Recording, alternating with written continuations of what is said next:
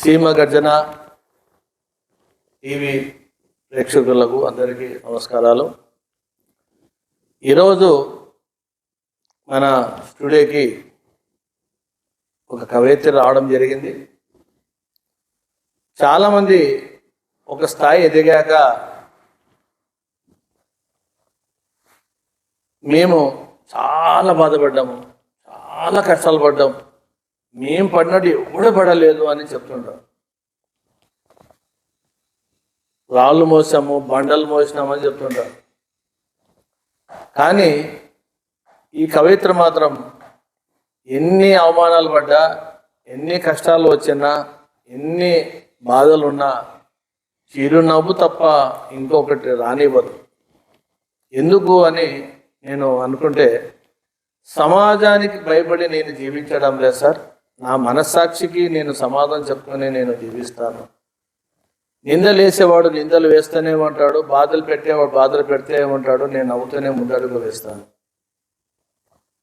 అని తన సాహిత్యంలో కొన్ని చూసినప్పుడు నాకు అనిపిస్తుంది. మరి అటువంటి కవయిత్రినితో పాటు రచయిత్రి కూడా, కథలు కవితలు కూడా రెండు కూడా చాలా చిన్న వయసులోనే, కాలేజ్ లైఫ్లోనే తను రాస్తూ మనకు పరిచయం అయింది. మరి ఆవిడని పరిచయం చేయాలన్న ఆలోచనలో భాగంగా ఈరోజు రమ్మన్నాను, వచ్చారు. వాళ్ళ భర్త కూడా వచ్చారు, ఇక్కడే ఉన్నారు, బయట ఉన్నారు. మరి వాళ్ళు పరిచయం చేసుకుందాం. నమస్తే చందన. నమస్తే సార్. యాక్చువల్గా నీకు ఆశీర్వదించాలి కానీ గౌరవించాలి కాబట్టి ఇవ్వాలి. ఏంటి విశేషాలు? సార్ ఏం చెప్పాలా? నువ్వే చెప్పాలి, నువ్వు చెప్పాలి, నేను వినాలి, ప్రేక్షకులకు అందించాలి. నీ పేరు, ఊరు? నా పేరు టి చందన, తమ్మిదల చందన. మాది టంగుటూరు గ్రామం, బనగానపల్లి మండలం, నంద్యాల జిల్లా సార్. చాలా సంతోషం. ఇంత చిన్న వయసులోనే సాహిత్యంలో అడుగు పెట్టాలనే ఆలోచన ఎందుకు వచ్చిందంట? అంటే మామూలుగా చాలామంది ఒక టీచర్ కావాలనో, లాయర్ కావాలి, న్యాయవాది కావాలనో, కలెక్టర్ కావాలనో, పోలీస్ ఆఫీసర్ కావాలని ఏదో అనుకుంటారు. అవన్నీ పక్కకు పెట్టేసి నేను సాహిత్యంలోనే ఒకవైపు చదువుతూ ఒక పక్క ఇంకోవైపు సాహిత్యంలో అడుగు పెట్టాలన్న ఆలోచన ఎందుకు వచ్చిందంటారు? సమాజాన్ని మార్చాలనే ఆలోచన సార్. సమాజాన్ని అంటే అందరినీ మార్చగలనా లేదా అన్నది నాకు తెలియదు సార్. కనీసం ఒక్కరు మారినా చాలు అనే ఉద్దేశంతో నేను సాహిత్యంలోకి అడుగు పెట్టాను సార్. నాకు ఒక థీమ్ ఉంది సార్. నేను కవితలు రాయడం స్టార్ట్ చేసినప్పటి నుండి. ఇంతకుముందు కవయిత్రుల సమ్మేళనంలో కూడా చెప్పేవాళ్ళు లక్షల్లో ఉంటారు, లక్షల విషయాలు చెప్పేవాళ్ళు ఉంటారు. వినేవాళ్ళు లక్షల్లో ఉంటారు, లక్షల విషయాలు వినేవాళ్ళు ఉంటారు. కానీ నేను చెప్పేది లక్షల్లో ఉండదు, 1,00,000 మంది దాకా చేరదు. కానీ ఒక్కరికి చేరి వాళ్ళు మారినా నా లక్ష్యం నెరవేరినట్టే అనుకుంటాను. కవిత రూపంలో చెప్పినావా లేదా మాట రూపంలో చెప్పినావా? మాట రూపంలో చెప్పాను సార్. కవిత రూపంలో చెప్పినట్టుంది. చాలా సంతోషం. అంటే ఏం చదువుకున్నాం అసలు? నేను డిగ్రీ చేశాను సార్, సిల్వర్ జూబ్లీ కాలేజ్, కర్నూలే. మళ్ళీ గణేష్ పత్రిక ఎలా ఉందని పరిచయం అయింది? అప్పుడు నేను కవితలు రాసేదాన్ని సార్. అలా పత్రికకు పంపడం జరిగింది. అలా పంపుతూ ఉన్నాను సార్, రెగ్యులర్గా పంపుతూ ఉన్నాను సార్. కానీ పెళ్ళి కాకముందు అట్లే ఉన్నావు, పెళ్ళి అయిన తర్వాత కూడా అలాగే ఉన్నావు.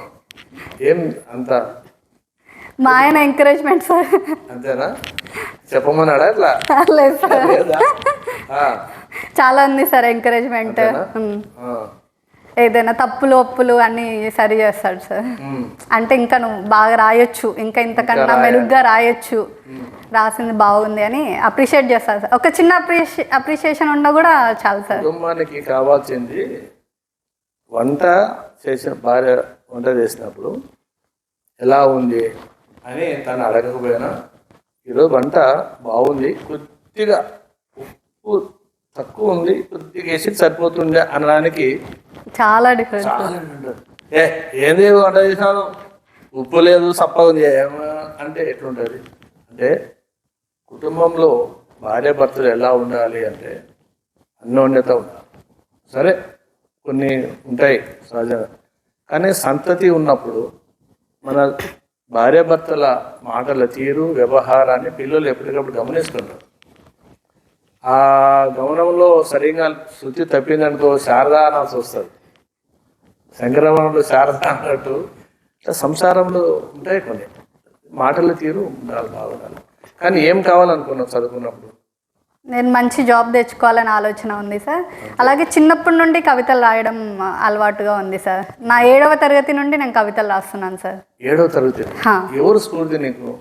అప్పుడు తెలియదు సార్, ఏదైనా రాయాలి, ఓకే స్నేహం గురించి ఒక కవిత రాయడం స్టార్ట్ చేశాను సార్. అసలు కవిత ఉంది అనేది ఎలా తెలిసింది?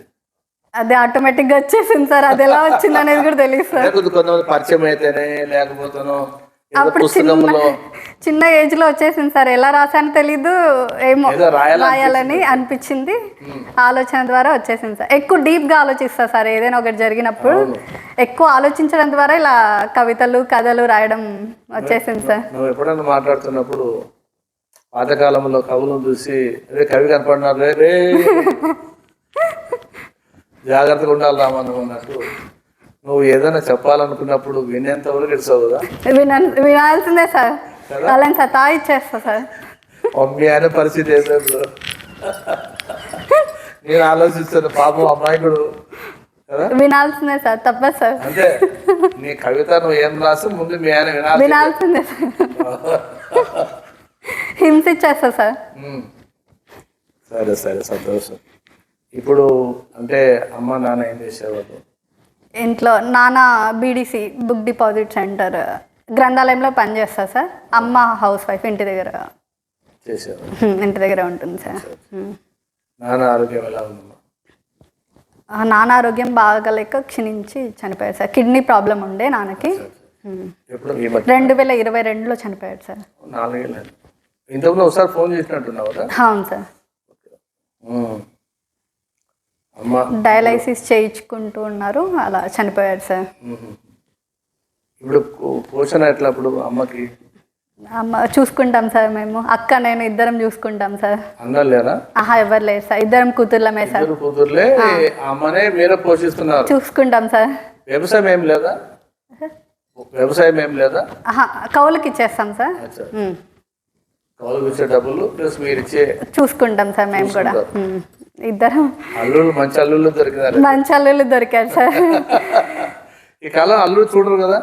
చూడరు సార్, కానీ మాకు మంచిగా దొరికారు. మా అమ్మకి చూస్తారు సార్. సంతోషం. అయితే చాలా సంతోషం. ఇప్పుడు మీ స్నేహితులతో అంటే నువ్వు చదువుకున్న స్కూల్లో కానీ కాలేజీలో కానీ ఆ పరిచయాలు అలాగే ఉన్నాయా? కొంతమంది ఏం లేదా? ఉన్నారు సార్, పరిచయాలు ఉన్నాయి సార్. వాళ్ళు కూడా సాహిత్యంలో ఉన్నారా లేదా వేరే వృత్తుల్లో ఉన్నారు సార్.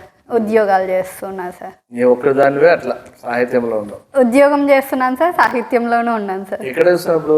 హైదరాబాద్ TCS కంపెనీలో చేస్తున్నాను సార్. ఇంతకుముందు బెంగళూరు? ఇప్పుడు చేంజ్ చేసుకున్నాను సార్, మళ్ళీ హైదరాబాద్కి చేంజ్ చేసుకున్నాను. హైదరాబాద్లో అంతా TCS. మీ ఆయన ఏం చేస్తుంటాడు? సచివాలయం సార్, ఇంజనీరింగ్ అసిస్టెంట్గా వర్క్ చేస్తున్నాడు. యాలూట్ సార్. ఇక్కడ కర్నూలు జిల్లా. నువ్వు ఇక్కడ, నువ్వు అక్కడ, ఇద్దరం ఒక్కో చోట ఉన్నాం సార్. అంటే నాకు కొంచెం ఉద్యోగం చేయాలనే ఇంట్రెస్ట్ ఉంది కాబట్టి తను ఇంకా కాదు అనకుండా. పెట్టుకుంటారంటే జనరల్ గా తను ఉన్న చోటే ఉండాలి అంటే అనే ఆలోచన ఉంటుంది. అని నీ లక్ష్యాన్ని ఆయన బాగా గుర్తించినట్టు. అన్నిట్లో ఎంకరేజ్మెంట్ చాలా ఉంది సార్. కదా? అవును, పెళ్లి చేసుకున్న ఆలోచన లేకుండే కదా? లేదు సార్. మరి ఎందుకు వడబోసి పెళ్లి చేసుకుంటే ఎట్లా? అది కళ్యాణం వచ్చినా ఏదొచ్చినా ఆగదంటారు కదండి సార్. అవునవును. చాలా పాపం మీ అమ్మ ఎప్పుడైనా మాట్లాడుతూ చెప్తుంటారు, ఏమో సార్ ఆ పాప పెళ్లి ఎవడో చేసిస్తే అయిపోతుంది, మా ఆయన లేడు కదా అంటుండే. అమ్మ అక్క ఇద్దరు కష్టపడి చేశారు సార్. ఏమోలే. ఒక తర్వాత ఈ సాహిత్యంలో అంటే ఇప్పుడు సంసారంలో కానీ ప్రేమ వివాహాలు కానీ తర్వాత పెళ్లి చేసుకోవడం, తర్వాత కొన్ని కారణాల వల్ల విడాకులు తీసుకోవడం, ఇవన్నీ జరుగుతుంటాయి కదా, సమాజం మీరు చూస్తుంటారు. దాన్ని కవిత రూపంలో రాయాలనే ఆలోచన వస్తుంది సార్. ఏదైనా రాస్తాను సార్. దాని గురించి ఆలోచిస్తే ఇంకా రాసేయడమే. ఈ ప్రేమ వివాహాల గురించి ఏమన్నా చిన్న కవిత చెప్తాను సార్. ప్రేమ వివాహాలు. ప్రేయసి కావాలంటూ ప్రేమ వివాహం అంటూ ప్రేమ కోసం అనుకుంటూ 25 ఏళ్ళైనా నిండని నీవు ప్రేమ కోసం ప్రాకులాడితే చివరికి కష్టాల ఊబిలోకి దిగిపోతావు. అదే ప్రేమ ఆకర్షణ పక్కన పెట్టి ఒక్కసారి లక్ష్యాన్ని ఛేదించి చూడు.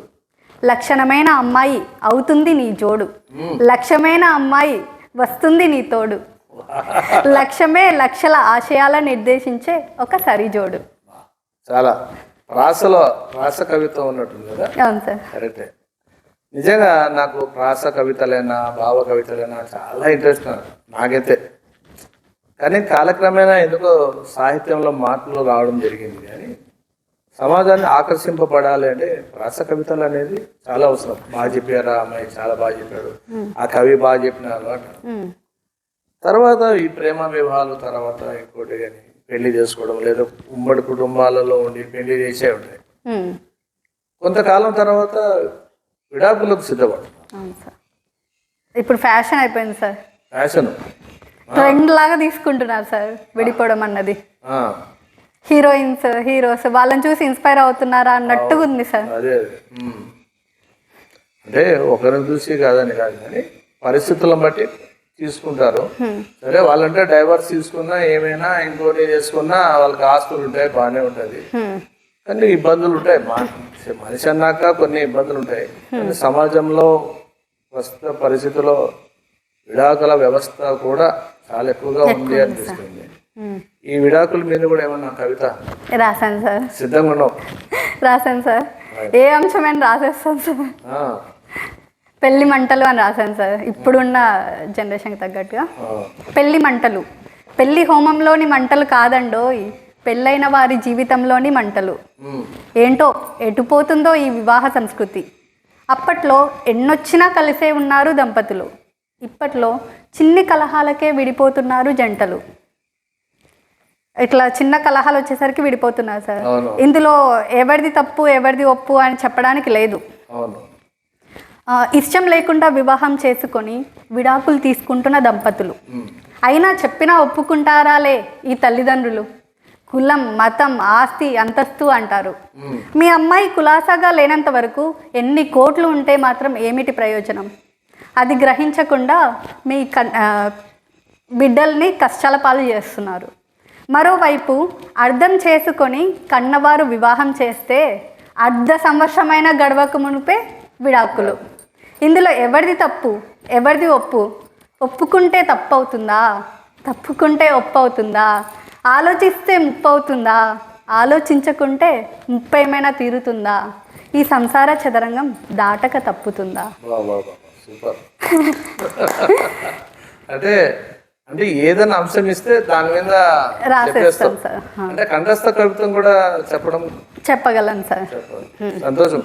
అంటే కొంతమంది తప్పు పట్టడం కాదు, కానీ ఎక్కడైనా సమ్మేళనం నిర్వహించేటప్పుడు ఎప్పుడో రాసింటారు కవిత.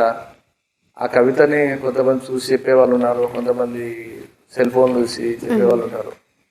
చాలా సంతోషం. ఇంకా ఇంకా ఏమన్నా కవితలు చెప్పదలుచుకున్నావా? ఏమన్నా ఉన్నాయి సార్, చాలా ఉన్నాయి సార్. చాలా ఉండాలా? 150 కవితలు 50 కథలు ఉంటాయి సార్. అన్ని చెప్పగలను. ఎన్ని కథలు రాసిండ్రమ్మా? 150 పైనే రాశాను సార్. 50 కథల పైనే రాశాను సార్.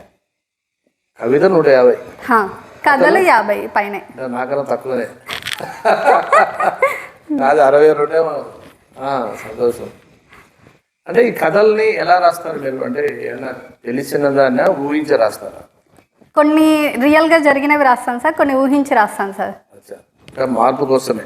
మూఢనమ్మకాల గురించి, ఇట్లా కుల మతాల పట్టింపులు ఉన్నాయి కదండి సార్, అది వెళ్ళిపోవాలి, ఇంటర్ క్యాస్ట్ మ్యారేజెస్ కూడా జరగాలి అనే ఇంటెన్షన్తో రాశాను సార్. నువ్వు మాత్రం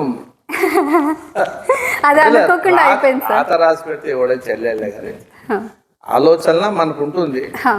మన కొన్ని తప్పని పరిస్థితుల్లో తండ్రి పోవడం ఒకటి అదంతా సొసైటీ యాక్సెప్ట్ చేస్తారు. అది యాక్సెప్ట్ చేయాలనే ఉద్దేశంతో నేను కథలు రాశాను సార్. నాకు ఫస్ట్ ఉండే sir inter caste arrange marriage చేసుకోవాలని కొత్త ఆలోచన వచ్చిండే సార్. దాని మీద కథ రాశాను సార్.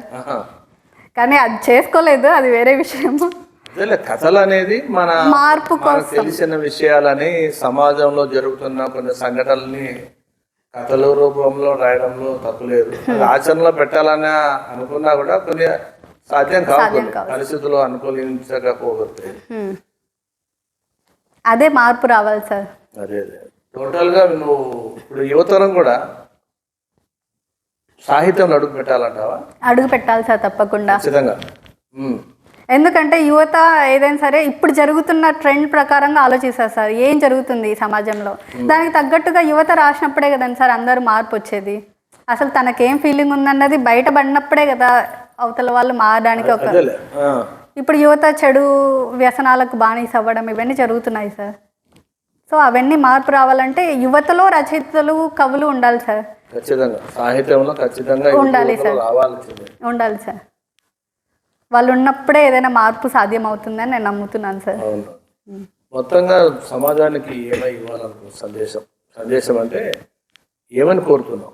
ఒక మహిళగా, ఒక గృహిణిగా. చాలా ఉన్నాయి సార్. నేను కథలు కావచ్చు, కవితలు కావచ్చు, అన్ని చాలా ఆలోచనలు ఉన్నాయి సార్. ఒకటి, మూఢనమ్మకాలు ఉండకూడదు. కథ ఉంది సార్, కథ రాశాను సార్. అంటే ఇప్పుడు ఆడవాళ్ళు వితంతువులు అయినప్పుడు చులకనగా చూస్తారు సార్. వాళ్ళు ఎదురు వస్తే ఏదో అపశకునంగా చూస్తారు సార్. పిల్లి కథలాగా రాశాను సార్. బావ పిల్లి, మరదల పిల్లి అని ఒక కథ రాశాను సార్. అవి రెండు పిల్లులు మాట్లాడుకుంటుంటాయి.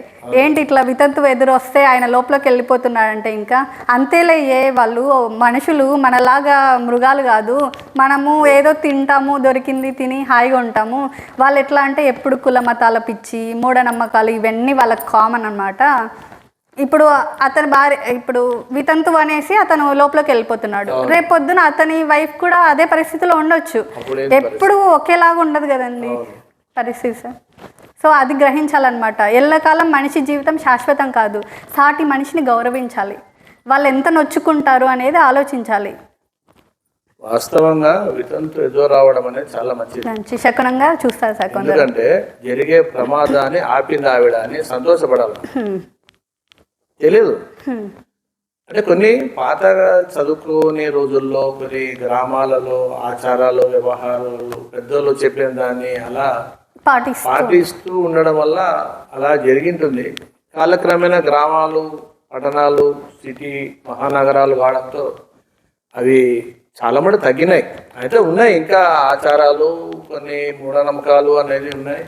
ఇప్పుడు కూడా నగరాలలో అక్కడక్కడ నమ్మకాలతో అవి ఆ మూలన బంగారు ఉందంట, నిధి ఉంది, ఈ పూజ చేస్తే ఆ నిధి వస్తుంది అని చెప్తూ ఉంటారు. అవన్నీ గుప్త నిధులని కొంతమంది చెప్తూ ఉంటారు. అవన్నీ మొత్తానికి ఒకవైపు అంటే ఉద్యోగం చేస్తూ కూడా సాహిత్యంలో నువ్వు ఇంకా అడుగులు వేస్తూనే ఉన్నావు, అంటే ఆగిపోలే. చాలా మంది ఏం చేస్తారంటే ఏమంటే బాధ్యతలు అంటే సంసారం, పిల్లలు, స్కూలు, ఉద్యోగాలు, ఇంకా మాకు రాసే ఓపిక లేదు అనేవాళ్ళు కొంతమంది ఉంటారు. కొంతమంది ఆ కథను, కవితను రాసి పత్రికలు పంపిస్తే వాళ్ళ ఇష్టం వేస్తే వేనే లేకుండా లేదు అనుకునే వాళ్ళు ఉంటారు. మొత్తానికి ఒక సాహిత్యంలో ఇంకేమన్నా చెప్పాలని ఉందా? కన్నవారి గురించి చెప్పాలని ఉంది, తల్లిదండ్రుల గురించి. ఎంతో కష్టపడి మనం పెంచుతారు సార్, కానీ మనం ఎంతవరకు చూసుకుంటున్నాం వాళ్ళని అనే దాని గురించి. కంటికి రెప్పలా కాపాడిన కన్నవారు కాటికి కాలిడ్చాక భారమనిపిస్తున్నారా నీకు? విలవిల్లాడిపోయి నీకై తప్పించిన వారు విసుగు అనిపిస్తున్నారా నీకు? అనురాగం పంచిన వారికి అన్నం పెట్టడానికైనా కరగదా నీ మనసు? ఆప్యాయత చూపిన వారిని ఆదరించాలన్న ఇంకితం కూడా లేదా నీకు? కష్టపడి రెక్కలు ముక్కలు చేసుకొని పెంచిన వారి కన్నీరు తుడవాలనిపించదా నీకు? గుండెల్లో పెట్టి చూసుకున్న వారికి గుండెకోత మిగుల్చుట కాదు సబబు. గ్రహించు కన్నవారి గొప్పతనం, గౌరవించు వారిని నిరంతరం. చాలా చాలా బాగుంది. నేను బాగుంది చెప్తావా? ఇప్పుడు కన్నవారు ఎంతో కష్టపడి పెంచుతారు సార్ మనం, కానీ వాళ్ళు వృద్ధాప్యంకి వచ్చేసరికి మనం వాళ్ళని చూసుకోవట్లేదు. ఇప్పుడు చిన్నప్పుడు మనం కూడా అలానే ఉండింటాం. మంచి బట్టలు ఎలా ఉండాలనేది నాకు తెలీదు. ప్రతి నడక నుండి నేర్పించింది కన్నవారే, కానీ వాళ్ళు వృద్ధాప్యంకి వచ్చేసరికి ఎంతమంది చూసుకుంటున్నారు?